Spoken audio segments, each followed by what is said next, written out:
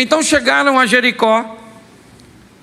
Quando Jesus e os seus discípulos, juntamente com uma grande multidão, estavam saindo da cidade, o filho de Timeu, Bartimeu, que era cego, estava sentado à beira do caminho, pedindo esmolas. Olhe para mim aqui, pois eu quero conversar e refletir um pouco com você de um texto tão utilizado ao longo do tempo. Primeiro, eu quero me deter às informações do verso 46, pois a história de Bartimeu, ela começa ali. Esse texto diz quem ele era, qual era o seu estado, como ele se encontrava. Nesse texto nós descobrimos seu nome, é Timeu, ou Bartimeu, na verdade, filho de Timeu. Aqui diz seu nome, seu pai, ou o nome de seu pai. Aqui diz sua situação econômica, pois não necessariamente um cego deveria ser um mendigo. Isso funciona até hoje. Para que Bartimeu mendigasse, é porque o estado econômico de sua família não era dos melhores. O que esse texto está dizendo é que ele precisa sobreviver, é verdade. Quando nós olhamos a abertura desse texto, me parece que o texto busca dizer que ele é alguém que tem pai, ele é alguém que tem necessidades que outros não podem suprir. Me parece que o propósito desse texto inicial é fazer com que a história de Bartimeu se aproxime bem da nossa. É dizer que, como eu e você, ele também tinha muitas ou algumas necessidades, necessidades cujas quais aqueles que conviviam com ele não podiam suprir. Ele é alguém que precisa sobreviver à dificuldade que ele está enfrentando, e para ele a cegueira. Para você era uma crise econômica, para você era um problema com seu filho, um problema no casamento, um problema com vício. Quando esse texto ele se expõe, na verdade ele nos aproxima de Bartimeu, falando de um necessitado, falando de alguém que está precisando resolver um problema. E o problema de Bartimeu é a subsistência. Se você acha que está com problema para pagar seu cartão de crédito, a prestação do seu carro, o seu aluguel, se você acha que está com um problema para pagar a fatura do seu cartão, isso é verdade, mas não se preocupe com isso com tanta veemência do que quando você olhar para a sua despensa e para o seu armário e não achar lá mais nada. Quando você olhar para a sua situação e se deparar com isso, isso significa que você está no último estágio. Sabe, naquele estágio que a Agar deixa seu filho para ir embora, para não vê-lo morrer. Esse é o posicionamento. Aqui, o que nós vemos, a primeira informação é que ele é alguém que tem necessidade, como eu e você temos. Mas nós também vamos descobrir aqui que, apesar de ter uma necessidade, ele está sentado à beira do caminho pedindo esmolas. O que ele está fazendo? Eu já vi que ele tem um problema, como eu e você. Mas o que ele está fazendo com o problema que ele tem? Ele sai de casa para conseguir levar para si a subsistência. Ela virá através de esmolas, de donativos. Ele não pode desempenhar uma tarefa produtiva. Não. O que ele pode é ficar inerte à beira do caminho, estendendo sua mão para as pessoas que passam em direção a Jerusalém. O que Bartimeu está fazendo ali é lutando com o que tem para alcançar o que deseja. É isso. O que ele está procurando é uma maneira de resolver seu problema. Dificilmente pessoas que se acomodam, dificilmente pessoas que não tomam uma decisão, seja ela lutando com as mínimas forças, com situações que vista por outras pessoas, seriam avaliadas como insignificantes. Talvez outras pessoas, como Bartimeu, ficariam dentro de casa, isolada, e provavelmente morreriam, porque, o que tudo indica, sua família não tem como mantê-lo. O que esse camarada está é indo à luta, batalhando, lutando, como você e eu fazemos todos os dias. Às vezes levantamos em momentos em que outras pessoas sequer sabem. Fazemos e temos uma jornada, lutamos e contamos moedinhas. E se não temos problemas financeiros, certamente teremos outros para gerenciar. A história é a história de alguém que tem problemas, mas que o que faz? Está lutando com o que tem. O que ele tem?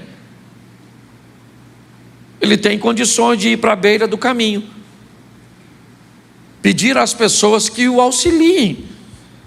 Se você acha que ele é pior, está no finalzinho, não, ele é cego. Fique tranquilo, que se alguém olhar para ele com desdém, se alguém olhar para ele de cara feia, ou fazer o que nós fazemos muitas vezes, como quando cruzamos com necessitados, desviamos os nossos olhos, isso não dói nele. Pior do que ele é o paralítico do tanque de Betesda, que está tão machucado que quando Jesus pergunta se ele quer ficar curado, ele diz: ninguém me leva lá, todo mundo que passa aqui finge que não me vê, não olha a minha necessidade. Na vida nós precisamos entender que existem dois tipos de pessoas: aquela que sofre mais do que nós podemos estender a mão, e aquelas que sofrem menos do que nós podemos pedir ajuda. O que o texto está nos mostrando é que Bartimeu é alguém que sai de casa todo dia para lutar com o que tem. É isso que o texto está dizendo. Mas aí vamos ver que tipo de gente ele tem perto dele. Bartimeu não é alguém que pode fazer uma viagem. Ele não é alguém que pode mudar de ares e tentar a vida numa capital grande, ir para São Paulo, migrar para outros lugares, conforme muitos de nossos pais e avós fizeram quando vieram do norte e nordeste, migrando, buscando uma vida melhor. Eu, há anos atrás, fui a uma cidade onde morava uma parte de minha família e ainda mora. E se meu avô não tivesse pego minha mãe, minhas tias e viesse para cá, onde ficou minha avó, e minha mãe e minhas tias ficaram por aqui, hoje, quase 50 anos depois de que elas vieram para cá, eu fui lá ver como a cidade está, como as coisas estão. Quando nós olhamos, o que nós descobrimos é que pessoas tomaram decisões, mas Bartimeu não pode fazer isso. Então nós temos que avaliar qual é o contexto que ele está presente. Em que escola você estuda? Que tipo de amigos tem no seu bairro? Qual é a qualidade das pessoas que estão perto de você? Elas falam a língua que você almeja falar além do português? Eles sonham se formar, de uma forma acadêmica, conforme você planeja? Em que ambiente social você está inserido? Isso vai determinar em muito o seu poder de reação. Quando nós olhamos para ele, deixa esse texto aqui ainda, certo? Nós temos discípulos, é verdade, eu vou tratar os discípulos aqui de uma forma mais abrangente. O que acontecia? Onde Jericó está? Jericó está no caminho da Galileia para a Judéia. Quando você sai da Galileia, é como se você fosse daqui para Jardim Primavera e você fosse passar por Santa Cruz da Serra. Vamos imaginar que seja algo mais ou menos assim. Então o que nós estamos vendo é que pessoas que vão adorar em Jerusalém passam por ali. Nós estamos vendo que há muita gente, e não simplesmente porque Jesus estava lá, não. Nessa ocasião, de forma especial, mas passar por Jericó para ir para Jerusalém era uma coisa muito comum. E é isso que está acontecendo. Quando nós olhamos, nós estamos vendo que Bartimeu, ele está perto de gente que nós podemos chamar de crentes. Ele está perto de uma multidão, e ele está perto né, de algumas pessoas que vão dar para ele um posicionamento, ou uma visão, como elas veem o que ele está tentando fazer. Verso 48, coloca para mim. Muitos o repreendiam para que ele ficasse quieto. Bartimeu está perto de gente que olhou o que ele está tentando fazer e que fez uma leitura aos seus olhos e que disse: olha, Bartimeu, cala sua boca. Por quê? Porque você está gastando forças à toa. Nós estamos fazendo uma leitura de que o que você está fazendo pelo seu casamento não vai dar resultado. O que você está fazendo pelos seus filhos não vai dar resultado. O que você está tentando fazer para alcançar a casa própria não vai dar resultado. O que você está tentando fazer para caminhar com Jesus não vai dar resultado. O ambiente que ele está inserido é altamente deteriorante e tóxico. Ele escuta a multidão passar, indo para Jerusalém. Sabe que por ali passa religiosos, e diga-se de passagem, é só nós pegarmos o exemplo de Jesus falando do bom samaritano, onde está passando por lá sacerdote e levita, indo para Jerusalém, e vê um cara caído no caminho, e ninguém faz nada, até passar o samaritano. Quando nós olhamos para isso, nós entendemos o ambiente. E parece que a Bíblia está querendo dizer o seguinte: o que é? Tem muita gente na sua casa, mas você luta sozinho? É você que está no meio da multidão. O que é? Tem muita gente na sua casa que anda na Bíblia, com Bíblia na mão, mas não tem relacionamento com Deus? Você faz parte do grupo que está no meio dos religiosos. O que é? Você é daquele que está perto de gente que está dizendo que você não vai alcançar, não vai fazer.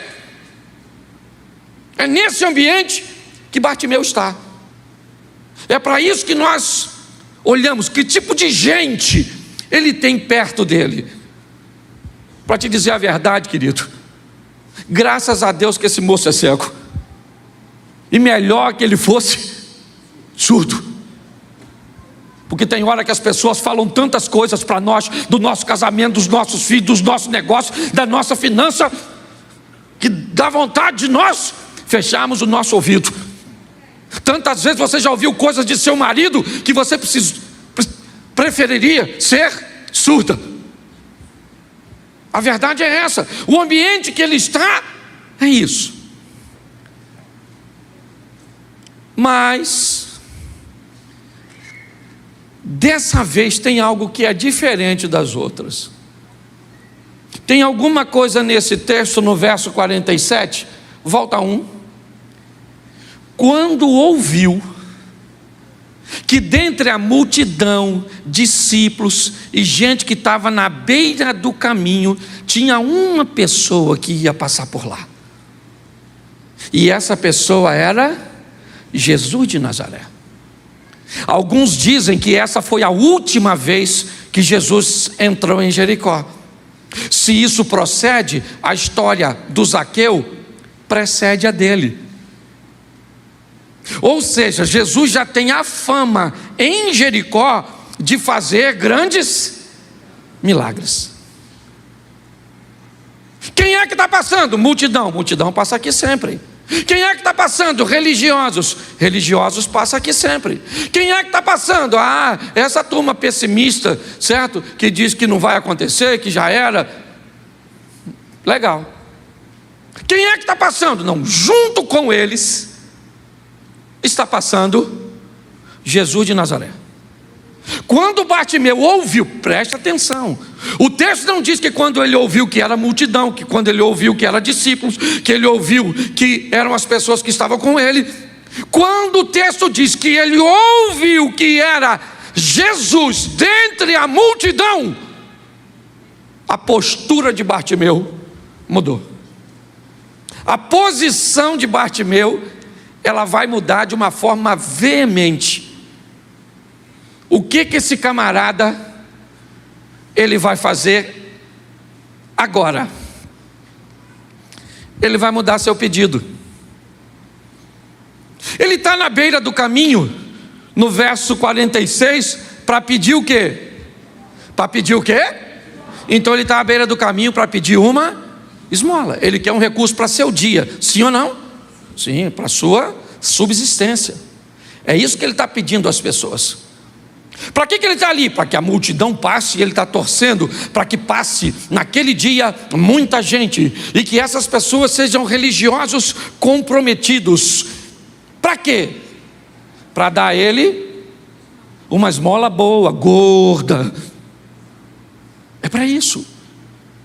Mas quando Bartimeu escuta que Jesus vai passar, ele não quer mais esmola. O pedido desse indivíduo vai mudar.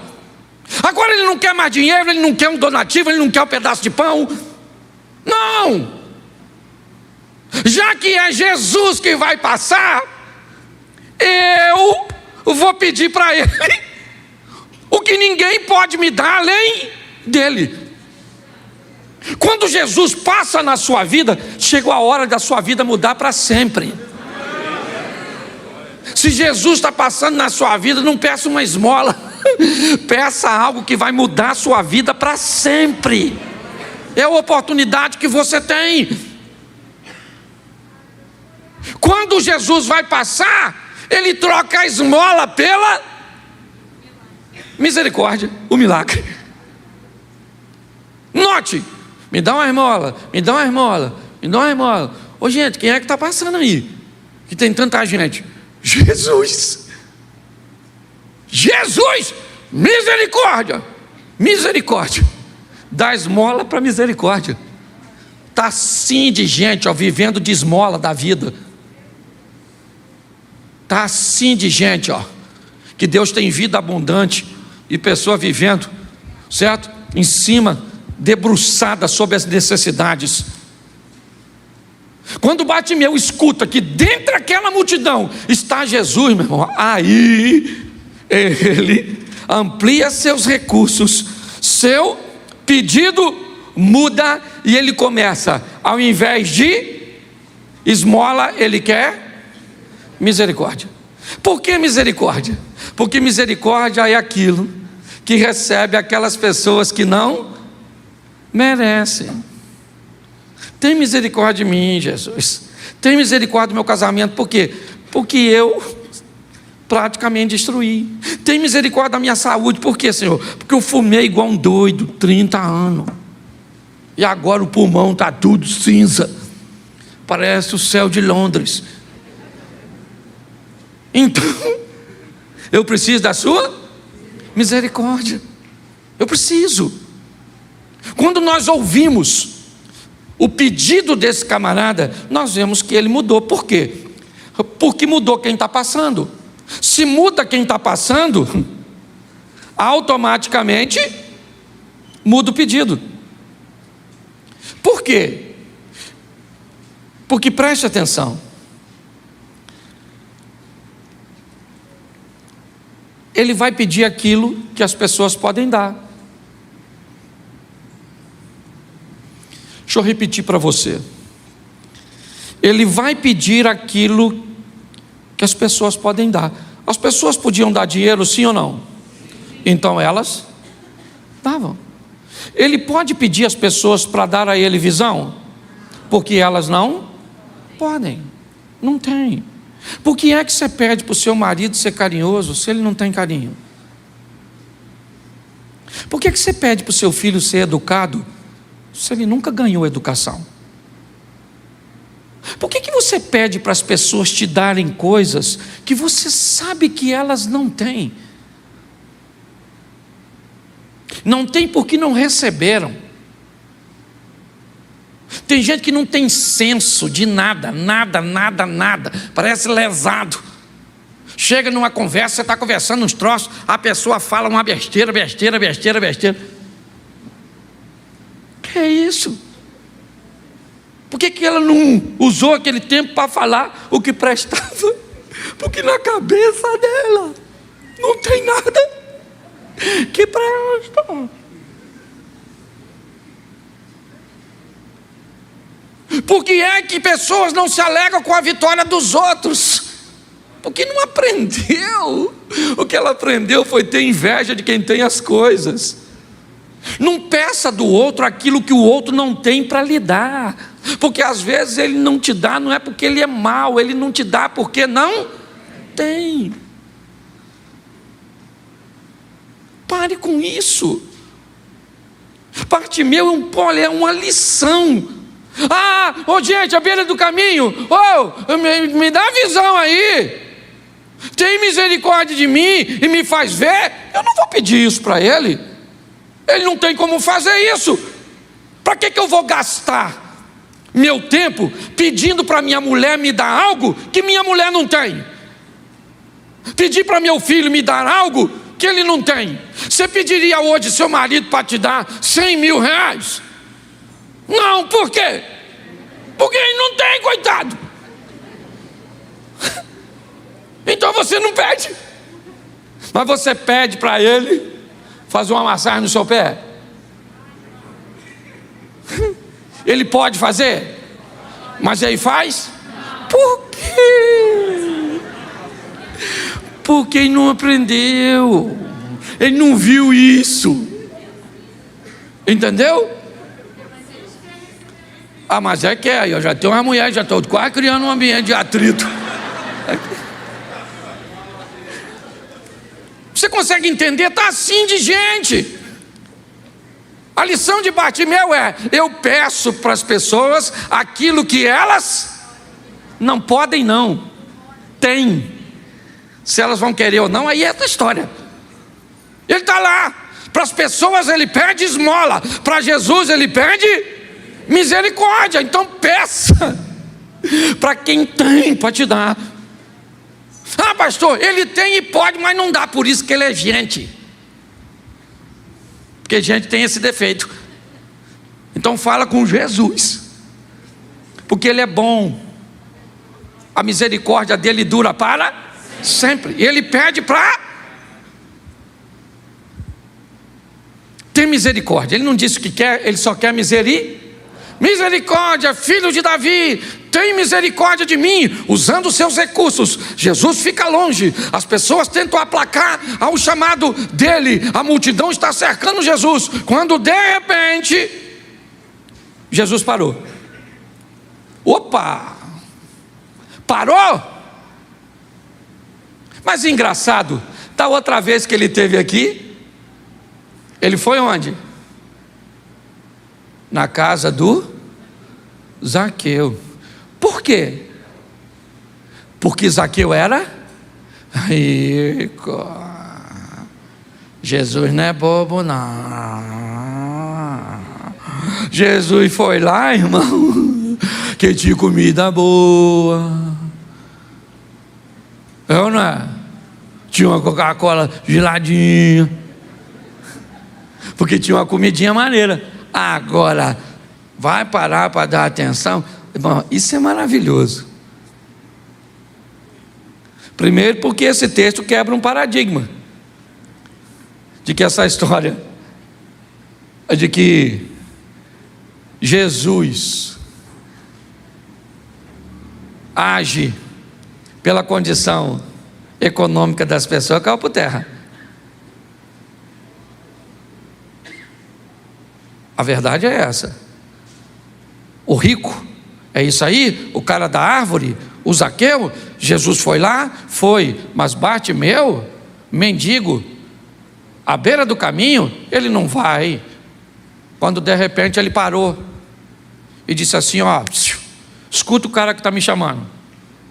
Porque Bartimeu continua gritando, ele não enxerga. Filho de Davi, misericórdia. Jesus falou, vai lá e chama o cara do grito aí. Alguém foi lá para pegar ele. Para levar ele onde? Para levar ele para onde? Para Jesus. Quando o mensageiro chega, verso 49,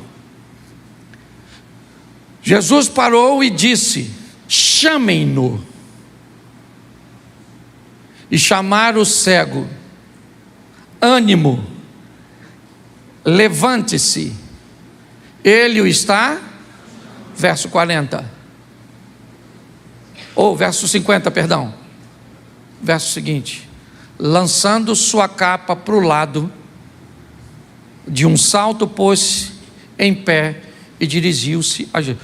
Quando o mensageiro chegou para Bartimeu e disse, Jesus mandou eu vim te chamar, ele disse, se eu vou me encontrar com Jesus, essa capa não vai comigo, porque ela determina quem eu era.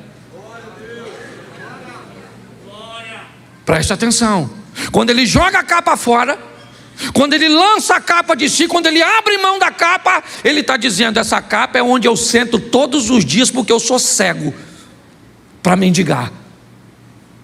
Mas já que ele parou para me chamar, eu não quero mais a capa. Ô gente, ele era um mendigo. Quanto custava uma capa naquela época para um mendigo? Para ele talvez, muita coisa.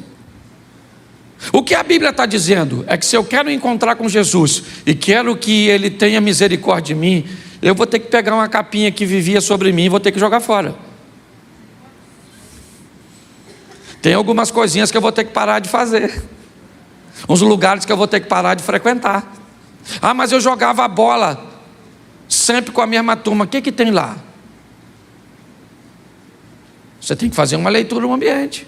Às vezes tem ambiente de lazer que ainda dá para você frequentar, mas outros não dá mais não. Tinha grupos de WhatsApp que dava para você ficar, mas agora não dá mais não. Tinha festinha que dava para você ir, mas agora não dá mais não. Se Jesus vai entrar na sua vida para mudar a sua história, essa capa velha sua vai ter que ir embora da sua vida. Sua história tem que mudar. Tem muita gente que vem para Jesus, mas garradinho na sua capinha. Quando nós olhamos para esse texto, quando ele recebe a notícia, o mestre mandou te chamar, ele está te chamando, Jesus te ouviu, ele joga a capa fora, tira a capa, lança de si, separa-se dela, e provavelmente o que as pessoas estão pensando? Que ele vai pedir o que para Jesus? Uma capa nova. Provavelmente ele vai chegar lá e vai dizer, Senhor, eu quero uma capa nova, que eu acabei de jogar minha capa fora. Por quê? Porque para todo mundo ele pedia apenas esmolas, donativos, coisas. Quando ele está rompendo, porque preste atenção, Jesus está envolto numa multidão. Não sei te precisar quantas pessoas eram, mas era muito comum reuniões cujas quais Jesus estava presente ter mais de 1.000, 2.000 pessoas. Ou vamos imaginar aqui, temos cerca de 500 e poucas pessoas aqui dentro. Vamos imaginar no mínimo o dobro disso aqui ao redor de um homem cercado por seus discípulos fazendo cordão de isolamento. Primeiro, qual seria a possibilidade dele escutar o camarada gritando de longe? Quase nenhuma. Segunda, qual seria a possibilidade dele interromper sua trajetória para prestar atenção? Terceiro, ainda mais falando de alguém que não tem nada para oferecer para ninguém. Ele é alguém que só tem necessidades. É o Bartimeu. Se você está hoje aqui e tem vozes falando ao seu ouvido de que ele não vai te ouvir porque você é pobre, porque você não tem isso, porque você não tem aquilo, porque você é sozinho, porque você saiu daqui, porque você não tem como ir para lá, eu quero falar, isso é mentira do diabo. Não interessa o que você tem ou deixa de ter. Ele vai parar para te ouvir, porque Ele é seu Pai. Olha só, Bartimeu agora vai estar diante de Jesus, sem a capa.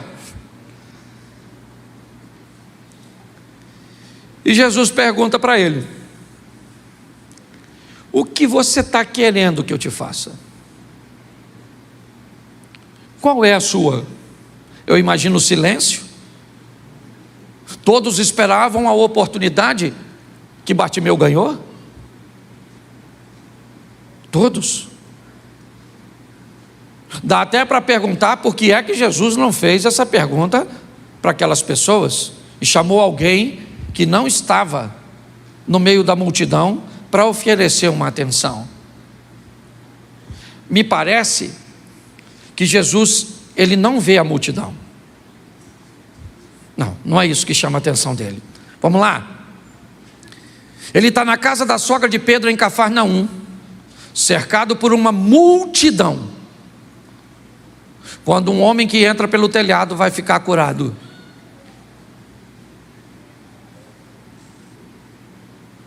Ele está indo para a casa de Jairo,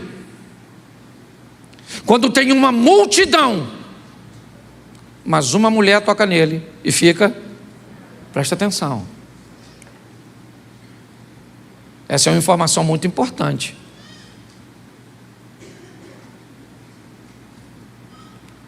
Quando o paralítico é curado, o texto diz: Jesus, olhando e vendo a fé deles, disse: perdoados estão os teus pecados, levanta, toma a tua cama e vai para a tua casa.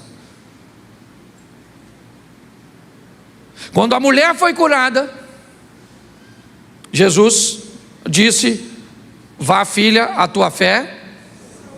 Vamos voltar para Jericó? Jesus envolto numa multidão, quando de repente o rico Zaqueu quer vê-lo. Sobe numa árvore. A multidão está passando com Jesus.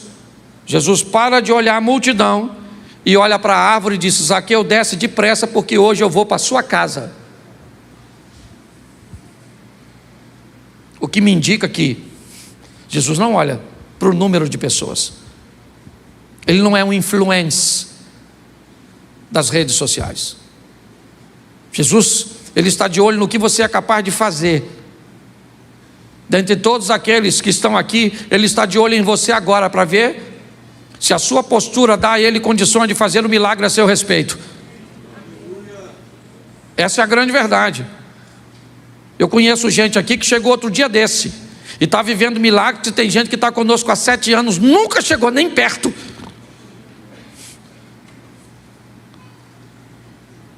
Quando nós olhamos para isso, o que nós vemos é que Jesus agora recebe o cego.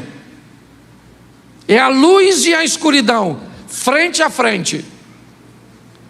Bartimeu e Jesus. E a luz diz para as trevas: o que queres que eu te faça? O que você quer, Bartimeu? Fala para mim o que você quer. Essa seria provavelmente uma pergunta óbvia, fácil de responder. O que um cego está querendo? O que ele está querendo? Mas preste atenção que essa pergunta não foi feita para Bartimeu. Não.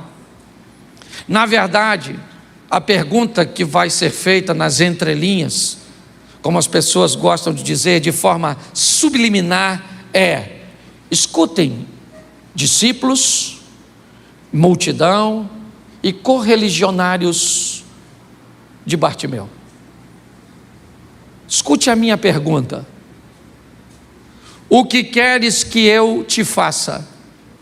O que você quer ao vir a mim, Bartimeu?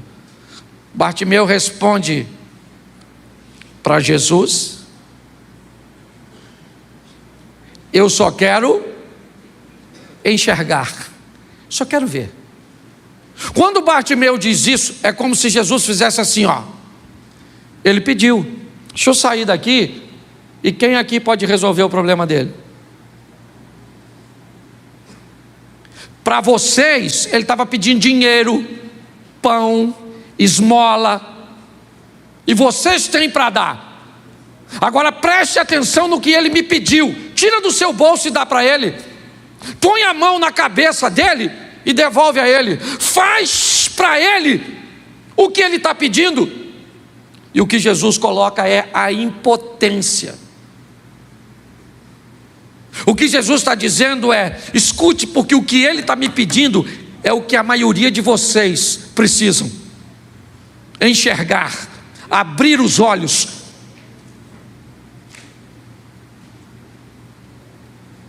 Por isso Bartimeu responde: eu quero ver. E Jesus fica quieto. E sabe o que Jesus disse logo em seguida? Vai, a tua fé,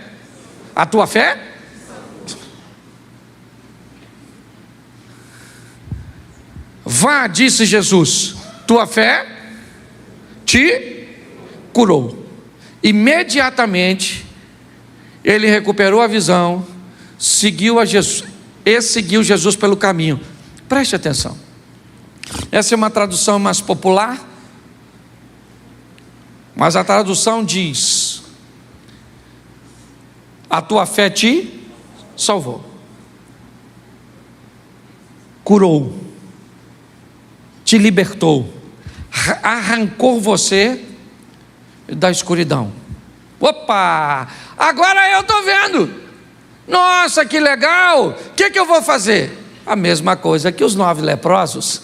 Eu já tenho o que então, muito obrigado, eu estou indo embora.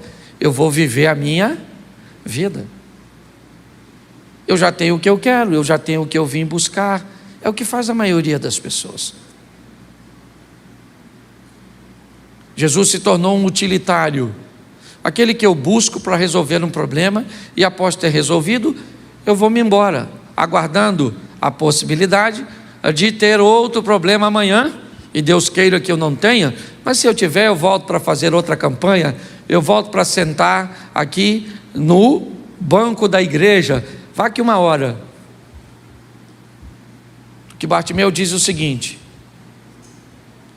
eu estava à beira do caminho, preso a uma capa suja, que me mantinha inerte, aguardando que as pessoas me dessem uma esmola. Mas hoje o Senhor entrou na minha vida, mudou a minha história. O Senhor entrou e eu posso sair daqui hoje, eu posso trabalhar, eu posso me casar, eu posso sustentar uma família, porque o Senhor entrou e mudou a minha história. Então, se o Senhor mudou a minha história, é atrás do Senhor que eu vou passar a te seguir. Talvez naqueles momentos, a Bíblia encerra por aqui, e eu já estou terminando. Provavelmente Jesus indo para Jerusalém, era o caminho que ele estava fazendo. Provavelmente Bartimeu deve ter ido com ele. E quando Jesus retorna para Galiléia, para Cafarnaum, uma base evangelística que ele mantinha na casa da sogra de Pedro, provavelmente Bartimeu ficou novamente. Porque para seguir Jesus, não precisava andar atrás dele fisicamente. Bastava apenas manter uma postura, um posicionamento e um estilo de vida que ele determinou para nós. O culto está acabando. E lamentavelmente, seria muito legal. Ou melhor, seria muito legal, se eu colocar aqui direito, se todos aceitassem o que Jesus tem feito, a maneira que Ele tem tentado mudar a nossa história.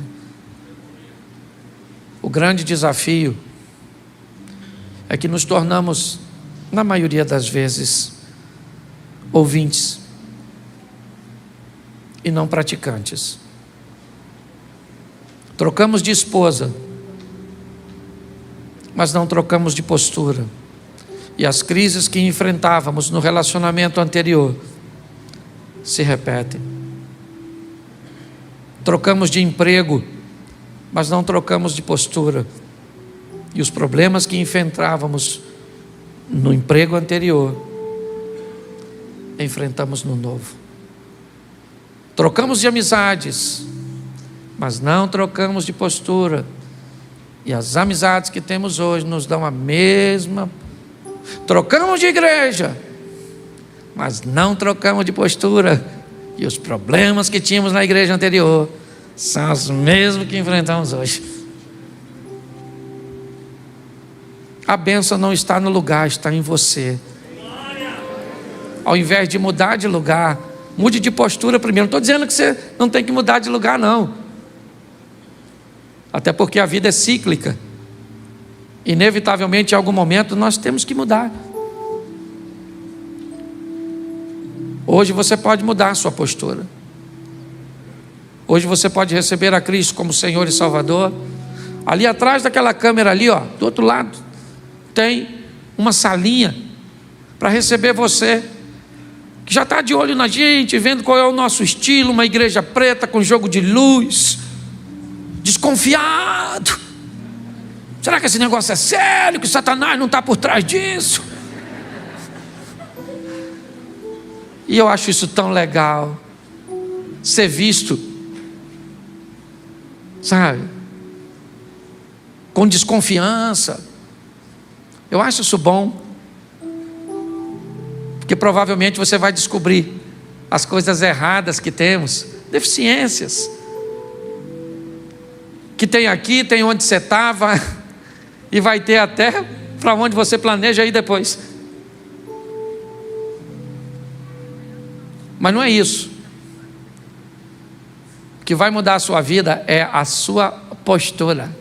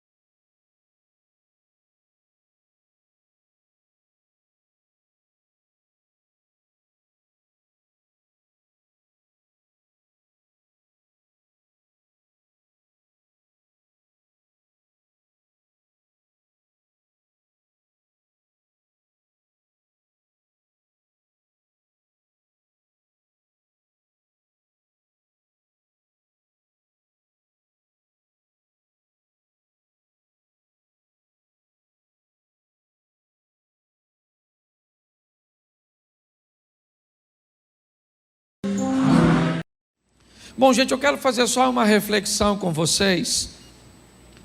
E eu quero ler com vocês o primeiro livro do profeta Samuel, capítulo de número 1. Eu vou ler bastante, vou falar pouquinho, eu quero só te dar alguns pontos que considero importantes. Isso, 1 Samuel, capítulo 1, verso 1. Isso. Houve um homem de Ramataim Zofim, da montanha de Efraim, cujo nome era Eucana, filho de Jeroão, filho de Eliú, filho de Tou, filho de Zuf, Efrateu. E esse tinha 2 mulheres. O nome de uma era Ana, e o nome da outra, Penina. Penina tinha filhos, porém, Ana não os tinha. Subia, pois, este homem de sua cidade de ano em ano a adorar e a sacrificar ao Senhor dos Exércitos em Siló. E estavam ali os sacerdotes em Siló. Estavam ali os sacerdotes em Siló. E estavam ali os sacerdotes do Senhor, Ofni e Finéias, os 2 filhos de Eli. E sucedeu que no dia em que Eucana sacrificava, dava a ele porções do sacrifício a Penina, sua mulher. e a todos os seus filhos e a todas as suas filhas. Porém a Ana dava uma parte excelente, porquanto ele amava a Ana. Porém o Senhor lhe tinha cerrado a madre, e a sua competidora excessivamente a irritava para embravecer, porquanto o Senhor lhe tinha cerrado a madre. E assim fazia ele de ano em ano. Quando ela subia à casa do Senhor, assim a outra irritava, pelo que chorava e não comia. Então Eucana, seu marido, lhe disse: Ana, por que choras? Por que não comes? E por que está mal o teu coração? Não te sou melhor do que 10 filhos? Então Ana se levantou, depois que comeram e beberam em Siló, e Eli, o sacerdote, estava sentado numa cadeira junto a um pilar do templo do Senhor. Ela, pois, com amargura de alma, orou ao Senhor e chorou abundantemente. E voltou um voto dizendo: Senhor dos exércitos, se benignamente atentar para a aflição da tua serva, e de mim te lembrares, e da tua serva não te esqueceres, mas a tua serva der-lhe um filho varão, ao Senhor o darei por todos os dias da sua vida, e sobre a sua cabeça não passará navalha. Feche os seus olhos. Senhor, continue falando conosco.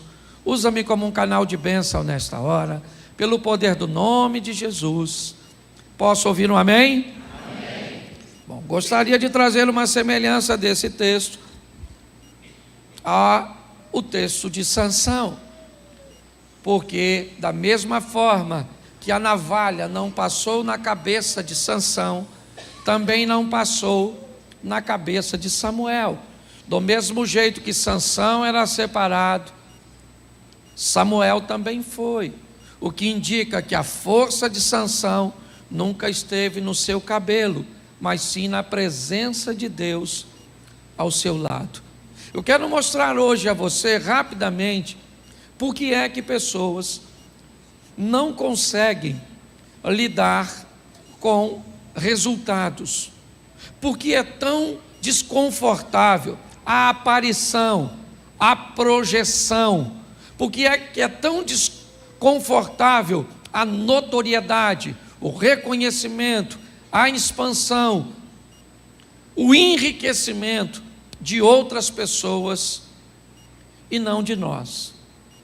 Qual maturidade uma pessoa precisa ter para lidar ou conviver perto de alguém que obtém resultados que você não tem?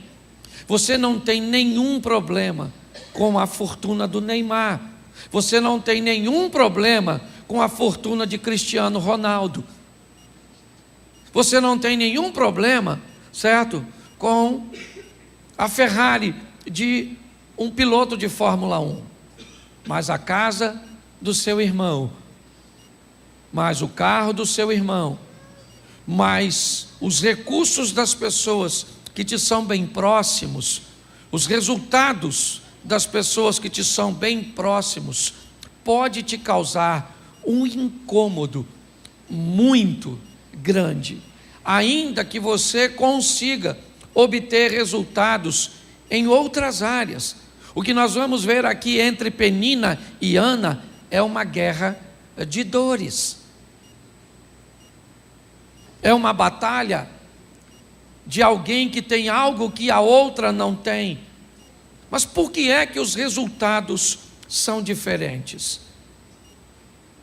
Se nós olharmos a conversa de Deus com Caim, nós vamos entender de uma forma muito madura a responsabilidade que temos diante de nossos atos. Coloca para mim, por favor, Gênesis 4, 7. Gênesis 4, capítulo 7. Olha o que Deus está dizendo para Caim. Caim, a sua decisão determina seu futuro. Caim, não se preocupe com a profecia. Caim, entenda, o maior profeta da sua vida é você mesmo. Caim, eu posso até falar sobre futuro quando eu quiser. Eu posso até te mostrar o seu futuro. Sim, através de uma palavra profética, de uma revelação. Mas nunca esqueça-se, Caim, que o maior profeta da sua vida é você mesmo. Que ao invés de se preocupar em saber o futuro, preocupe-se em construí-lo. Preocupe-se em tecê-lo. Preocupe-se em tomar decisões cujas quais você seja capaz de prever seu futuro, mediante suas ações. É esse o texto. Está aí, ó. Se bem fizeres, receberá o resultado do que você fez. Se não fizeres o bem, também virá resultado, Caim. O que Deus está dizendo para ele, e tenta dizer todos os dias para nós, é exatamente isso. Seus resultados são compatíveis a nível de regras, de suas ações, de suas escolhas. Ou Deus está dizendo para ele: Caim, não se preocupe com o que você escolhe, seu futuro está nas minhas mãos. Não é isso que está aí. Deus está dizendo para ele, no Gênesis, que suas decisões, Caim, definem o que você vai viver amanhã. E isso determina que o grande profeta do seu casamento é você. O grande profeta da sua vida é você. Não sou contra o ambiente profético que revela o futuro, até porque ele é bíblico e não é disso. Eu não estou banindo. Eu só tenho descoberto que pessoas que andam atrás de um ambiente profético é porque não conseguem construir um ambiente profético. Aqui nós estamos diante da construção. Se você toma a decisão A, o resultado é X. Se você toma a decisão B, o resultado é Y. Pronto. Quem tomou a decisão? Satanás? Não. Deus? Não. Quem tomou a decisão? Eu. Que isso fique bem claro. Porque nós estamos diante de uma história que reflete a decisão. Um poder de decisão muito grande. A história que eu li é a história da Esther e o Ana. Quando nós olhamos para essa história, eu separei algumas coisas que eu acho que vale a pena nós observarmos. A primeira coisa que eu vejo no texto, depois você lê em casa, 1 Samuel capítulo 1, é: quando tem coisas que você gostaria de ter e não consegue, como você se comporta? Como você se comporta quando você gostaria de ter coisas que outras pessoas têm, mas você não consegue ter? Qual é o seu comportamento? Vamos lá. Adonias quer ser rei, beleza. O que ele precisa para ser rei? Ser filho de um rei. Ele é filho de Davi. O que é que Adonias quer? Reinar após a morte de Davi. Seu desejo é legítimo? Sim ou não? Sim. Aliás, ele é um dos filhos que tem a preferência. Porém, ele não consegue. Davi declara Salomão como seu sucessor. E agora Adonias, que gostaria de ter algo que não tem, mas está vendo alguém ter, como ele se comporta? Pare um pouco para pensar e faça essa pergunta, porque talvez ela seja a chave para você. Como é você ver alguém que chegou depois de você, muitas vezes na igreja, e ocupar lugares que você gostaria de ocupar e não ocupa? Como é que você vê as pessoas tão próximas de você? Porque é isso que está acontecendo. Penina e Ana, na verdade, elas têm um ponto de convergência forte. Eucana, as duas são esposas de Eucana, é verdade. Quando nós olhamos para isso, nós vamos ver o comportamento imaturo das duas, tanto de Penina quanto de Ana. E o que é a imaturidade nessa mensagem? É que todas as vezes, ou na maioria das vezes, que você não tem o que gostaria de ter e alguém tão próximo de você tem, você se torna capaz de não valorizar o que tem. Aquilo que você tem começa a perder valor. Lembra na palavra da oferta, quando você ouviu dizer aqui, que corre o risco de algo tão importante se tornar comum? Pois é. Quando algo tão importante se torna comum, ele corre o risco de se tornar vão.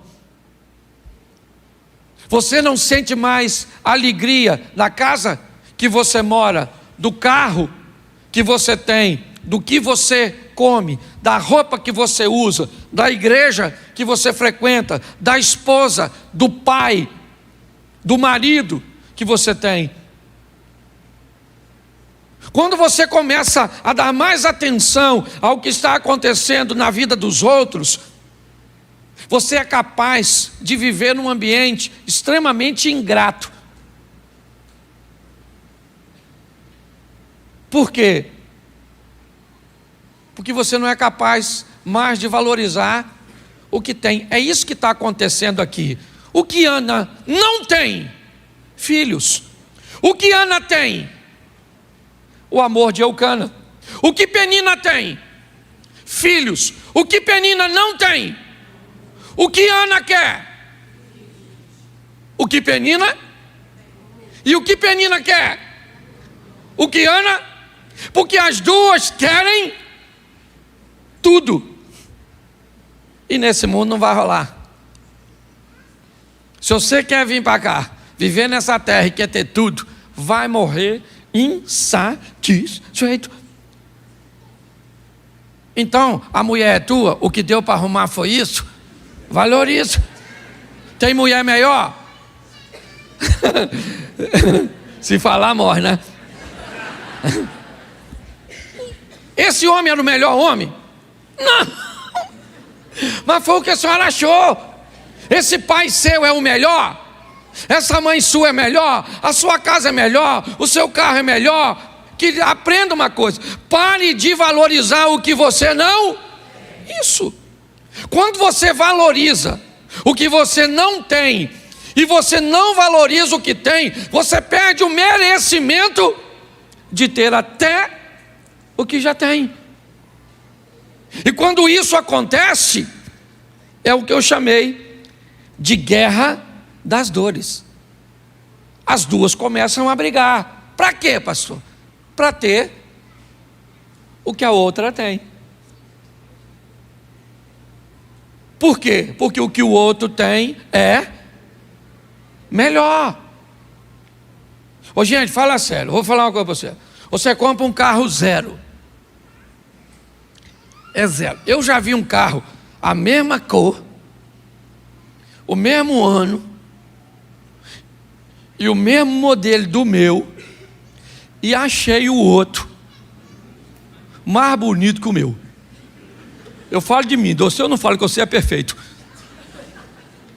No final, falei, nossa, que carro maneiro esse carro aí, bonitão, brilha mais que o meu. A roda dele era a mesma coisa. Mas quando não é da gente, nós temos o hábito de, eu já me peguei. Isso dá uma dor, não dá? Por isso que a Ana e a Penina ficaram, uma perturbando a outra.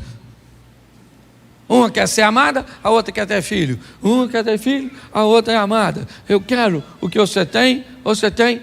Isso aqui é uma batalha muito grande. Mas preste atenção no que eu quero te mostrar. O grande perigo, põe para mim aí, 1 Samuel 1:8.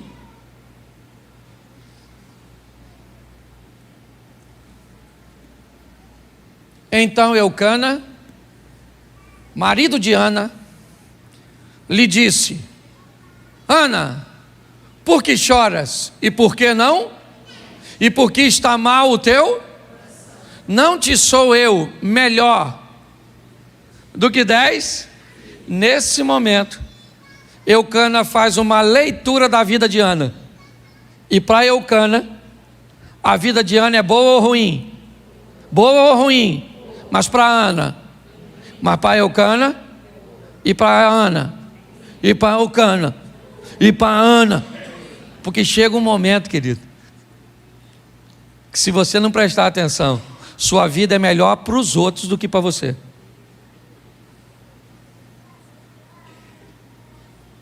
Seu nível de insatisfação pode se tornar tão grande, e isso simplesmente não está aqui preso a ingratidão, não, é a dor. A dor faz com que pessoas não valorizem o que têm. É isso. Às vezes a dor é tão intensa que você olha para tudo que você tem, e ele perde o sentido, porque você não tem apenas uma coisa. Ana tinha casa, sim ou não? Ana tinha um Deus, sim ou não? Tinha uma estrutura extraordinária, sim ou não? Tinha marido, tinha amor, mas tudo isso para ela vale? Ela não come, fica triste e chora, porque está assim de gente que não consegue valorizar o que tem, fica chorando por aquilo que não tem. Pare para pensar, porque talvez a sua vida seja muito boa, sabe para quem? Para o seu vizinho, sabe para quem? Para o irmão que está na igreja, alguém que te conhece de fora, mas você mesmo não consegue ter prazer na sua vida. E aí eu pergunto a você, como é que muda, desculpe a expressão, essa droga? Porque droga não é a sua vida, droga é um sentimento que tornou você entorpecido, que drogou você,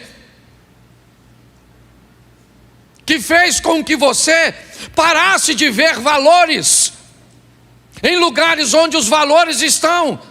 Então você está drogado, você está anestesiado, você está entorpecido. Isso é uma droga, esse tipo de sentimento.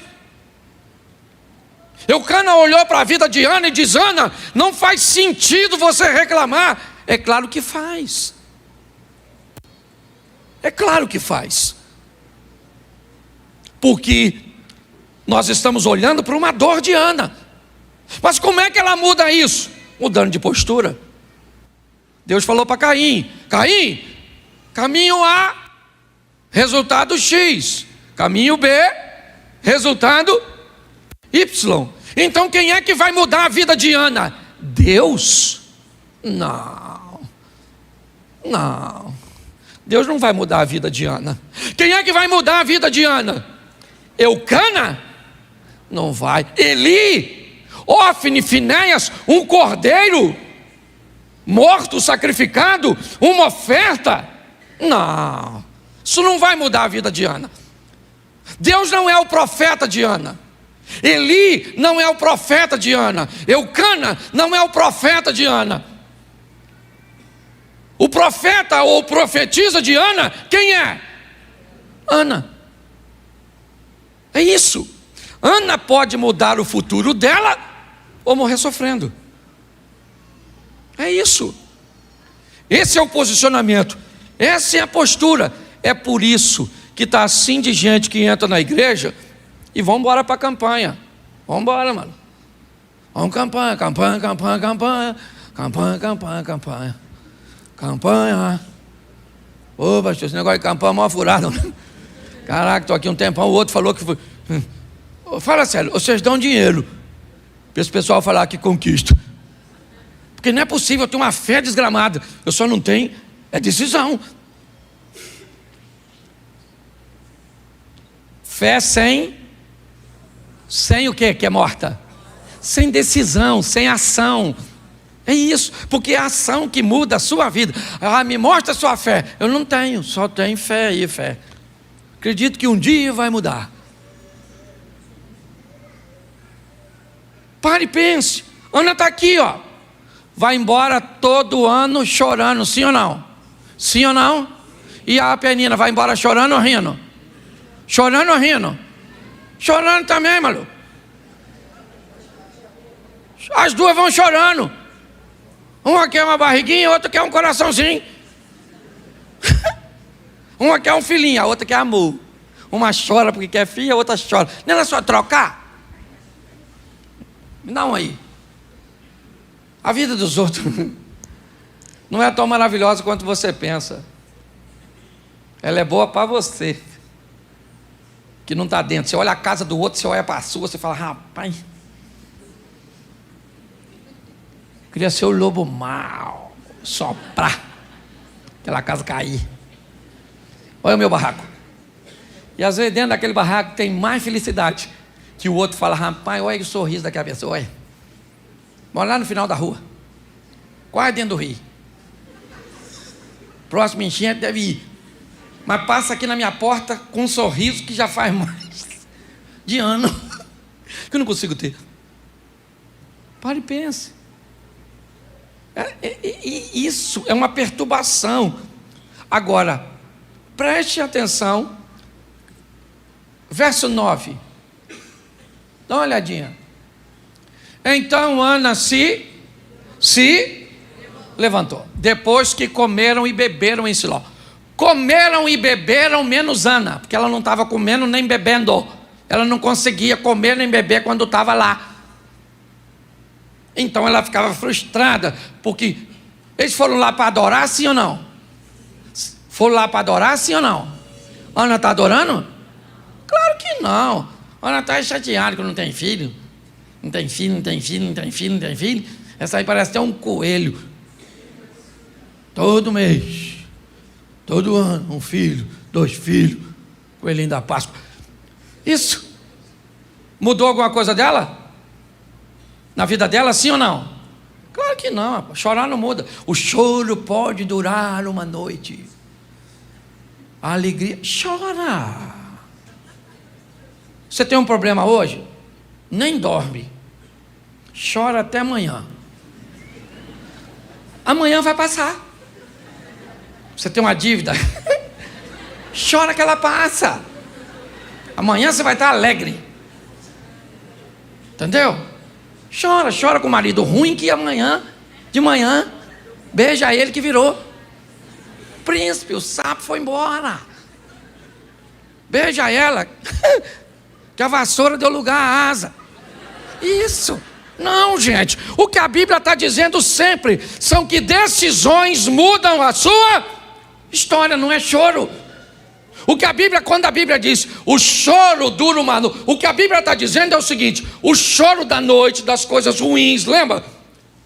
Do ambiente desagradável, deve causar em cada um de nós um desconforto de tal forma que nós vamos agir, mesmo num período noturno, para trazer um dia melhor. É isso. É uma situação de incômodo te trazendo transformação. É isso. Ana se levanta, isso. Ela tem tudo para ficar prostrada, mas ela se levantou.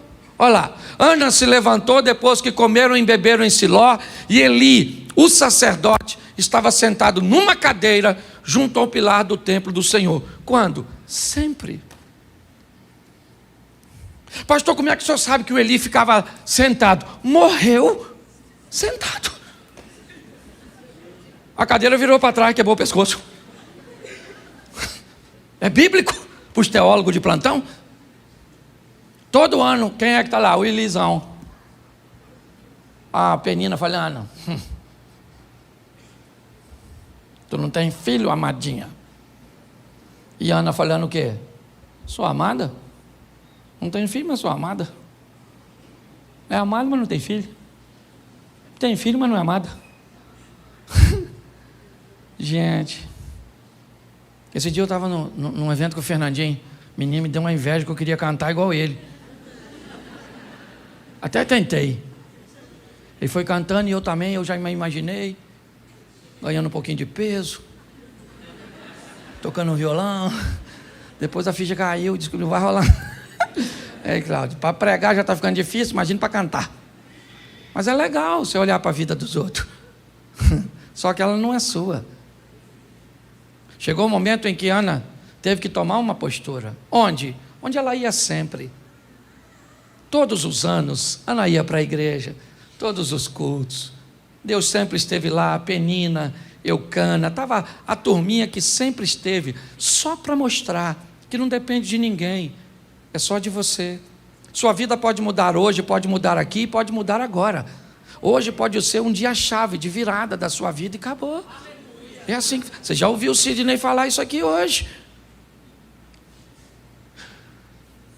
Deixa eu pegar aqui para adiantar. Verso 11. Então ela votou um voto, dizendo: Senhor dos exércitos, se benignamente atentares para a aflição da tua serva, e de mim te lembrares, e da tua serva não te esqueceres, mas a tua serva deres um filho varão, ao Senhor o darei por todos os dias da sua. Preste atenção. Até este dia, Ana sempre quis um filho, sim ou não? Para quem? Para quem? Para livrar ela da vergonha. O que Ana queria era algo para si. Nesse dia ela acordou. Ela disse: Senhor, olha, eu vou falar com o Senhor. Se o Senhor atentar para a minha aflição, beleza. Deus não falou: por que você está aflita? Olha o marido bom que você tem. Não, Eucana não entendia Ana, mas Deus entendia. Deus não está julgando Ana porque ela está reclamando daquilo que não tem e não está valorizando aquilo que tem. Deus não acusou Ana. Deus está esperando Ana dizer: o que é, Ana? O que é, Ana? E ela diz: olha, eu estou cansada de tudo isso, então vamos fazer o seguinte: me dá um filho, não é nem para mim, é para que o teu nome seja glorificado através dele. Se o que você quer só tem a ver com você, a possibilidade de você alcançar é muito pequena. Mas se o que você quer tem a ver com mudar a vida de pessoas, melhorar a vida de pessoas, fazer o reino de Deus ser expandido, você foi para a próxima fase. Quando Ana disse para Deus: o Senhor em primeiro, no princípio criou Deus céus e terra, e não e céus. Céu primeiro, terra depois. Hoje a sociedade atual vive terra primeiro, céu depois. Ana também fez isso. Quando Ana olhou e disse: céu primeiro, me dá um filho, eu entrego ele para o Senhor todos os dias da vida deste menino.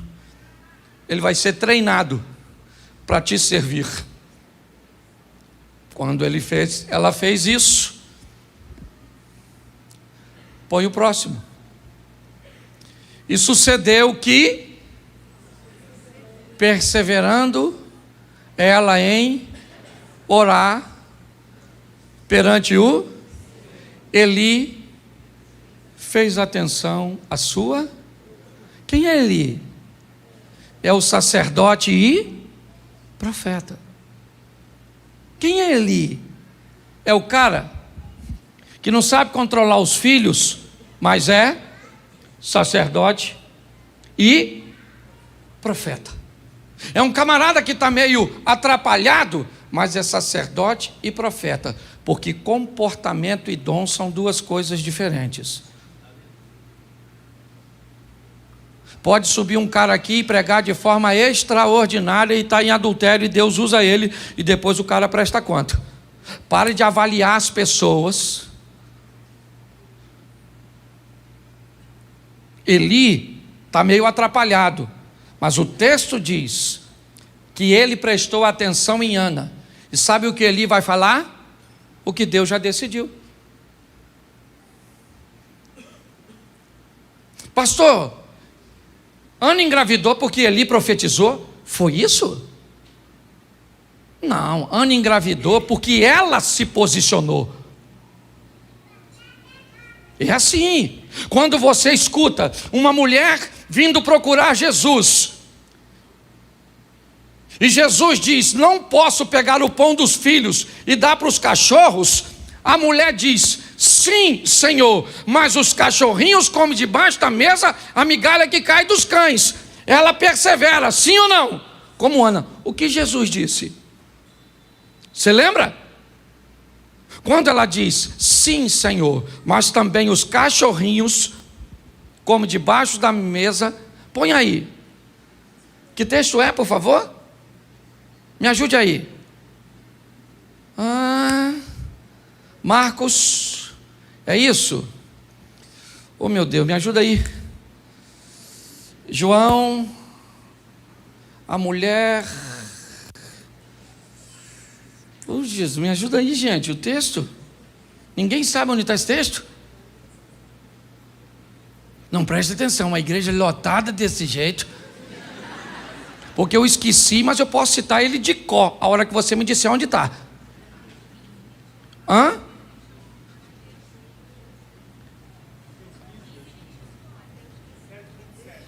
O quê? Marcos 7? Marcos. Começa aí o 7:24. Coloca aí pra gente, coloca. Marcos 7:24, só para ajudar a gente aqui. Está no tempo.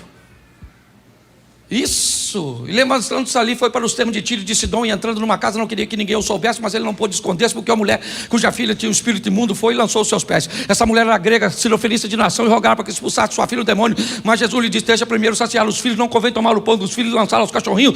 A mulher disse: sim, Senhor, mas também os cachorrinhos comem debaixo da mesa a migalha que cai dos filhos. Jesus disse: mulher, pode ir para sua casa, né, que o demônio já saiu para tua filha. E ela indo para sua casa, achou a menina deitada numa cama, o demônio já tinha saído. Presta atenção em mim aqui.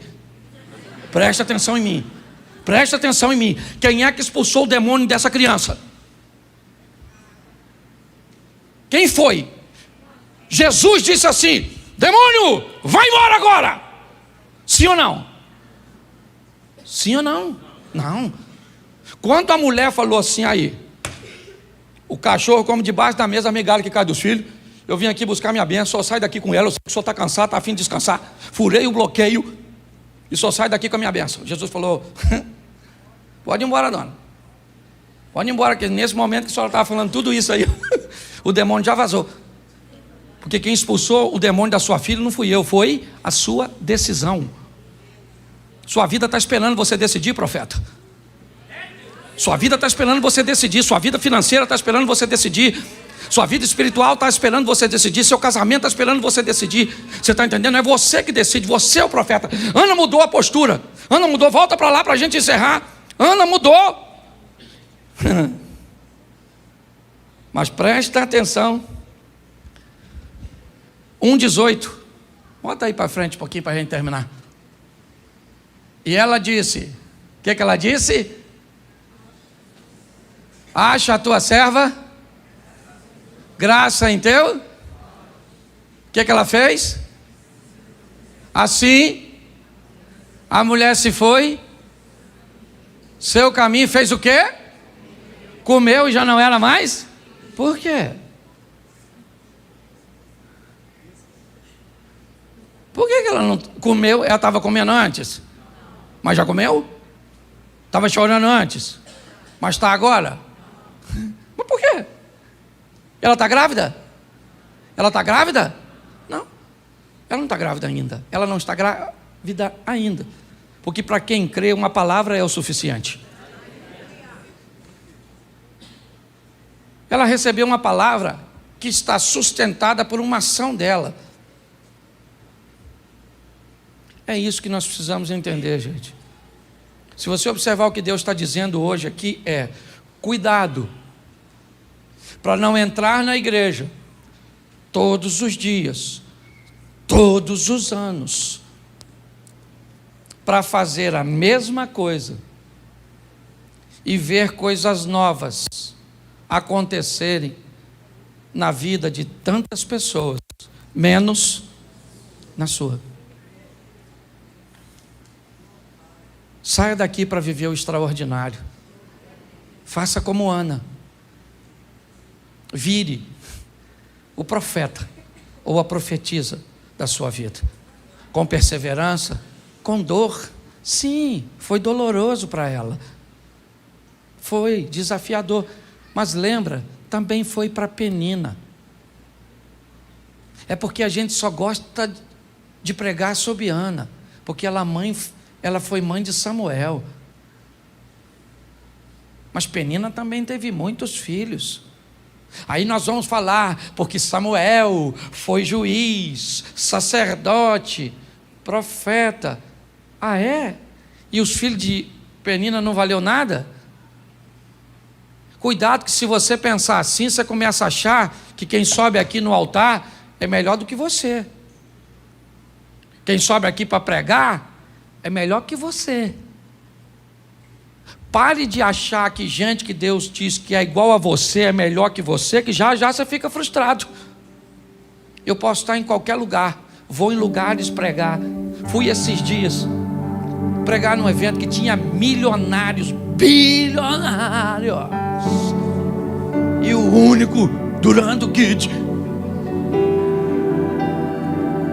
Se eu fosse comparar o que tenho com eles, o cara fez uma viagem aqui, eu não sei se está aqui, não vou citar o nome. O cara fez uma viagem, gastou 250 mil numa viagem de 20 dias.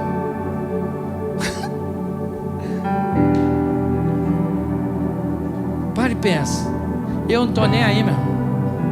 Eu vou lá e posição de igualdade, Eliseu. Os caras olham para mim, aí pastor, vamos? Eu falei, rapaz, eu estou sem tempo. Estou com os compromissos aí que não posso faltar. Mas dizer que não vou porque não tem. Sai fora. Eu, hein? Não, não é? Ó, diga para quem está do seu lado.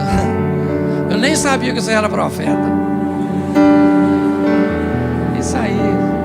Sai daqui para mudar a sua vida, cara. Você é igual quem está do seu lado. Escreva seu futuro. E pare de querer adivinhá-lo. Vou ali para uma irmã me revelar o que vai ser amanhã. Não, se a profecia for de Deus, você não precisa ir, que ela vem. Entendeu? É só para você entender. Eu não estou banindo, eu estou trazendo equilíbrio. Tá certo? Você fica de pé. Agora vamos orar? Para acabar, vamos orar para acabar.